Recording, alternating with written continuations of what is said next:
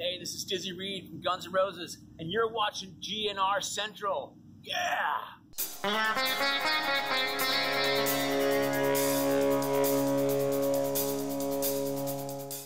Hey everybody, what's going on? And welcome to Guns N' Roses Central. And I hope you guys are having a good holiday. So we had an interesting rumor come up if you guys are Van Halen fans. So it's been rumored this past week that Van Halen is going to be reuniting with the original lineup, including bassist Michael Anthony, who's been booted from the group since 2007. And what's even more odd is that Guns N' Roses are rumored to possibly play Yankee Stadium with Van Halen next year. So if the tour does happen, it would mark the first time since September 1984 that we'd see Van Halen reunited with David Lee Roth, Michael Anthony, Eddie Van Halen, and Alex Van Halen.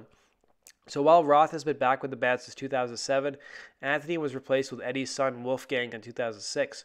So the rumors stem out of a recent interview that Roth did with Vulture and a report from radio personality and blowhard Eddie Trunk.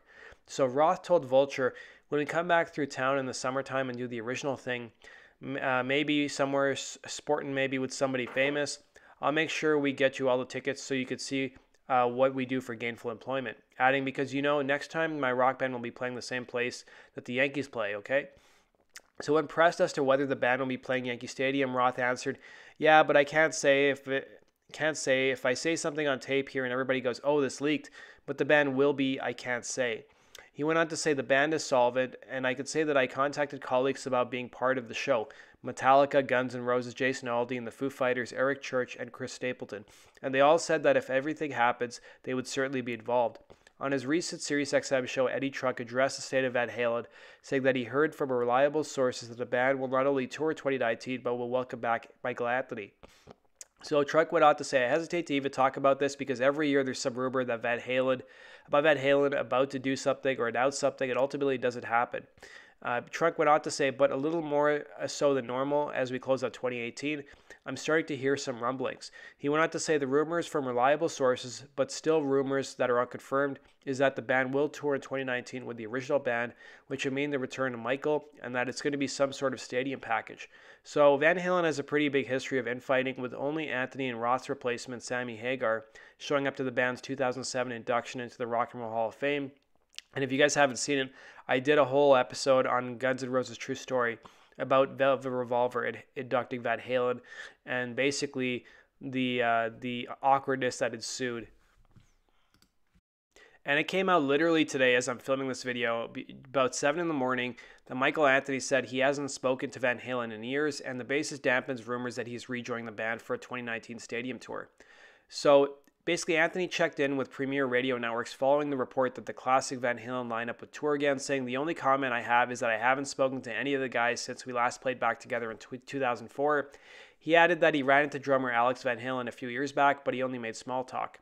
While he didn't specifically say that the rumors were not true, it goes without saying that it's hard to plan a reunion without talking about it first. So speculation, of course, first started when David Lee Roth told Vulture, and then, of course, Eddie Trunk added fuel to the fire.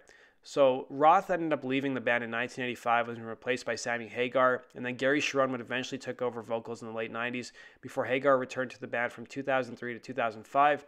And by the time Roth was welcomed back to the band in 2007, Anthony had been replaced by Eddie's son Wolfgang. So in the years since he was ousted from Van Halen, Anthony has played with Hagar in the band Chickenfoot, as well as with a newer outfit, Sammy Hagar and The Circle, who are releasing their debut album Space Between in January. So we also had a message from Izzy Stradlin who came out of hiding. So he said happy holidays to all the fans. I was kind of disappointed because last year what he did is he not only did he do happy holidays, but he also posted some of his favorite music videos of all time and favorite songs. He would do like one every day, or he'd do like a bunch in a batch in a certain period of time over in one day. But he didn't really do that this year. So I guess Izzy's maybe busy with some other stuff. Just a reminder that there is an Izzy Stradlin a change.org petition that is basically asking Izzy to play one concert. At the time of this recording, they've got about 2,099 signatures. I'm kind of surprised they don't have more because of how popular Guns N' Roses is. Maybe it hasn't been as popular. Maybe it hasn't been as well advertised as before. But, you know, hopefully Izzy responds to it. One of my favorite comments to Izzy's post was this from Andres Penis, who's been on our podcast a number of times. He said, happy holidays from Max and Geraldine. So if you guys remember that story about Axl and Mickey Rourke being mistaken for a married couple, I thought it was pretty funny that he posted that. I had a good laugh about it.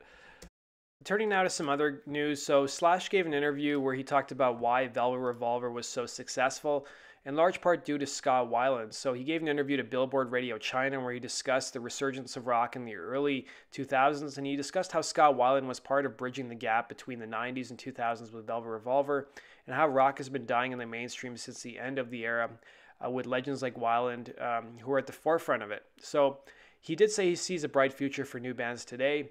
And he said, I get asked this question pretty often, and it's hard for me to have the answers. When Velvet Revolver came out, there was definitely a movement that started in the early to mid-90s that sort of held up all the way through the end of the decade and went into the millennium. So when we came out, there were tons of new rock and roll bands, and they weren't new metal, and they weren't sort of indie bands, but there was definitely some sort of indie-esque feel to them. He said, I think one of the reasons Velvet Revolver was as successful as it was because it had a lot to do with Scott Weiland, because he was still a holdover from that kind of thing with STP that came from the 90s. It was all cool. Then we got down the line. It seemed like a commercial approach to rock and roll that the industry forces on bands or forces people to think that is how they have to go about it to succeed. It just turns into a sort of generic mishmash that manages to get on the radio, but it doesn't really turn anybody on. It just gets dull and boring, and people start looking elsewhere. I think that's what really happened to the industry as far as rock and roll is concerned after 2006 up until recently, but it just seems to be turning over a new leaf right now. So there's a really great article that our buddy Art Tavanna did on Billboard about the history and the making of Chinese democracy. So it features a number of interviews, and one of the most notable interviews is with former Geffen A&R rep Tom Zutaut, who at one point tried to convince Axl Rose to release Chinese democracy as a solo record instead of under the Guns N' Roses name. So the excerpt from the article reads as follows. So fans' ears may not have been ready for it, and certainly had there been a public opinion poll conducted in 2008 asking fans whether Chinese democracy belongs in GNR's catalog, plenty of protests would have been lobbed. If it had been released as an Axl Rose solo record, it probably would have sold millions, says Tom Zutaut. But when we first sat in the studio and talked about Chinese democracy, Axl Rose just wasn't ready to go there yet. Nielsen reports that Chinese democracy sold about 550,000 units in its first 12 weeks of release. Records by Metallica and AC/DC released during the same period went platinum in their first 12 weeks. Chinese democracy was by most standards a commercial failure. Would it have been quickly moved to a million units as a solo effort? Probably not, but Zutaut was recruited by Axl in 2001 and Interscope as a connoisseur or consigliere to Axl Rose, a well-paid advisor and comrade who was there to help the volatile composer meet his Interscope Geffen deadline, which was extended so many times that Chinese democracy became a synonym of unpunctuality. Even Dr. Dre's Detox has become the Chinese democracy of rap. So Zutaut intended to persuade Axl to release the album under his name W. Axl Rose, not Guns N' Roses. It was a strategy that Zutaut felt would have alienated less of the outspoken fans, and Klosterman, one of the most fluent GNR fans, says almost nobody listened to it as a piece of music. They only listened to it as a series of ideas and functions of Axl Rose as a person, which really skewed the perception of how the record was perceived. Had it been released as a solo record, the critics who viewed Axl's usurped GNR as a moral dilemma may have been more sympathetic. Then again, it would have been completely out of character for Axl to proceed with a policy of appeasement. So if you guys want to read the full article, I've linked to it down below. I highly recommend you read it. It's a great piece. So turning now to some non-Guns N' Roses news. So the head of the Grammys revealed how rock and metal can return to the TV broadcast. So Loudwire published an article where they said, will rock or metal ever return to the televised portion of the Grammys, or will it forever remain as a pre-telecast premiere ceremony? We recently spoke with Recording Academy head of awards Bill Freemuth, who explained how the Devil's music could return to TV screens on music's biggest night. So the pre-telecast has been home for rock and roll and metal fans for many years, with the Grammys focusing on hip-hop and pop music for the majority of the TV ceremony. Though the rock and metal community is no longer mainstream, our artists are selling out venues that rappers with tens of millions more streams can't fill. So when will the most passionate fans on earth be seen as a valuable audience by the Grammys? So the head of the Grammys said, we never know what categories are going to be telecast until literally days before the actual show, Freemuth says. There are a lot of different factors, one of which we send out invitations to all the nominees and they respond letting us know whether they're going to be there or not. We don't want to put a category on the telecast in which we know several of the nominees aren't even going to be in the audience. Having the presenter accept on behalf of somebody from stage doesn't really make for good television. So most of the rock and metal nominees do tend to appear on the annual ceremony. In 2018, 4 of the 5 Best Metal Performance nominees were on the red carpet, with only Meshuggah not in attendance. Between the Buried and Me even rescheduled some of their 2019 tour dates to attend the 61st Annual Grammy Awards.